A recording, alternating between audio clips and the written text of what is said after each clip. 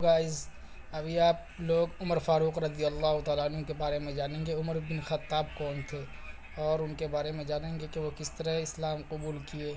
ابھی آپ بھی سنیں اور ہم بھی سنتے ہیں آپ کے ساتھ میں۔ صرف 2 سال حکومت کرنے کے بعد ایسا چھوڑ کے پہلے ویڈیو بنائے گا، خلیفہ حضرت ابو ویڈیو بکر میں رضی اللہ ایکٹیویٹی دیکھنا عنہ چاہیے۔ اس دنیا سے چلے گئے، لیکن وفات سے پہلے ہی انہوں نے سب کو کلیئرلی بتا دیا تھا کہ ان کے بعد مسلمانوں کا دوسرا خلیفہ کون ہوگا؟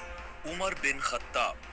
اسلام آج دنیا کا فاسٹسٹ گروئنگ ریلیجن ہے، جسے آلموسٹ 200 کروڑ 2 بلین لوگ فالو کرتے ہیں، اور دنیا میں ایسا کوئی سیکنڈ نہیں گزرتا جس میں دنیا کے کسی کونے میں آزان نہ دی جا رہی ہو۔ اس سب میں حضرت عمر رضی اللہ عنہ نے بہت بڑا رول پلے کیا، جنہوں نے صرف کچھ ہی سالوں میں مسلمانوں کی اتنی بڑی امپائر بنائی جو ان سے پہلے دنیا میں کسی کے پاس بھی نہیں تھی، الیگزینڈر دی گریٹ اور ایون مصر کے فرعون کے پاس بھی نہیں۔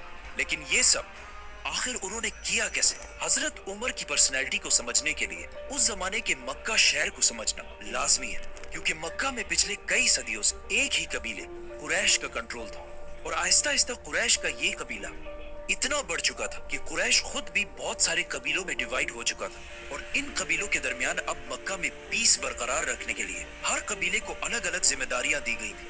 قریش کے 3 سب سے طاقتور قبیلے تھے، جس میں رسول اللہ صلی اللہ علیہ وسلم کے قبیلے بنو ہاشم کے پاس قریش کی ریلیجیس پاور تھی، کیونکہ مکہ کعبہ کی وجہ سے عرب کے ریلیجن کا سینٹر تھا، اور بنو ہاشم کے لیڈرز تھے عبد المطلب اور ان کے بعد ابو طالب۔ قریش کا دوسرا طاقتور قبیلہ تھا بنو امیہ۔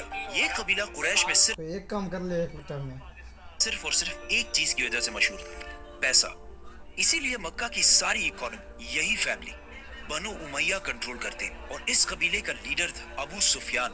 اینڈ لاسٹلی قریش کا تیسرا پاورفل قبیلہ بنو مخزوم تھا، جو مکہ میں واریئرز کی فیملی تھی۔ اسی لیے مکہ میں ہر وار، جنگ کی پلاننگ یہی فیملی کیا کرتی تھی، اور سب سے زیادہ ہتھیار بھی اسی فیملی کے پاس ہوتے تھے۔ اور بنو مخزوم کا لیڈر سب سے پاورفل لیڈرز میں سے ہوتا تھا، جن میں سے ایک کو ابو جہل کے نام سے جانا جاتا ہے۔ لیکن حضرت عمر رضی اللہ عنہ کا تعلق ان تینوں قبیلوں میں سے ایک کے ساتھ بھی نہیں تھا۔ ان کا تعلق قریش کے ایک دوسرے قبیلے بنو عدی سے تھا، جو قریش کے ایمبیسڈرز کا قبیلہ تھا، مطلب قریش کا ترجمان، اسپوکس پرسن زیادہ تر اسی قبیلے سے ہوتا تھا۔ اور جب بھی قریش کے آپس میں کبھی لڑائیاں ہوتی تھی، ان لڑائیوں کو بھی یہی قبیلہ حل کیا کرتا، اور ان کا لیڈر تھا خطاب، حضرت عمر رضی اللہ عنہ کے والد۔ اسی لیے حضرت عمر کی پرسنالٹی کی یہ سائن کہ وہ کسی بھی بڑے مسئلے کو بہت ہی آسانی سے بات چیت اور ڈیبیٹ کے ساتھ حل کر لیا کرتے تھے، انہیں اپنے والد کے قبیلے بنو عدی سے ملی۔ لیکن حضرت عمر رضی اللہ عنہ کی پرسنالٹی کا ایک دوسرا اینگل بھی تھا، جو